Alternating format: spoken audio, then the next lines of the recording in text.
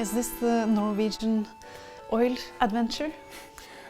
Yes, I think it is. I think this could be a portrait of Norway as I experienced this as a very young child, since I grew up in a small oil village outside of Stavanger on the western coast of Norway in the early years of the oil boom. And I remember these houses being semi-finished.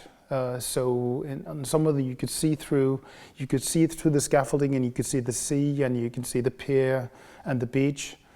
And this was when Norway's wealth and prosperity started. So we got in at the beginning of that, and my father being an oil engineer, he was in on the ground level at phase one of this incredible development and adventure. And in the midst of this optimistic boomtown scenario, there's something more dramatic going on the floor. Yes, but that's by coincidence again, because painting is not an exact science. So stuff just pops up, and I think I seem to remember that I was watching an instructional video concerning life, like resuscitation, if you're choking on something, and so. That's like a still from that. That's gradually degenerated by the removal of certain characters, and now there's only the two dogs and the lady left, and so this little story kind of loses its essence. But then again, this is about a year's time after my father's passing, and just the word resuscitation sort of brings that to mind. So maybe there's some kind of connection there. That's hard to tell anyway.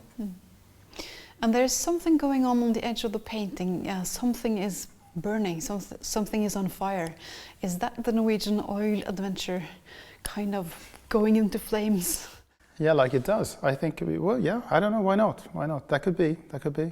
And then again, referring to my father's own career. His career in the oil business was 35 years, and that's exactly the same as a lifespan of the plant that he was connected to, or the Shell plant that he was connected to. And he experienced that strange thing where you start out being one of those happy few who are building the country and on whose welfare everybody rests. And he experienced going from this heroic character in the white hat becoming all of a sudden overnight the villain when climate change came and CO2 and the gases and everything. And so yeah, I remember that was a very confusing time for him when he realized that the stuff that they've been taking out of the ground and that was fueling everyone's happy life was actually a curse that we have to deal with now.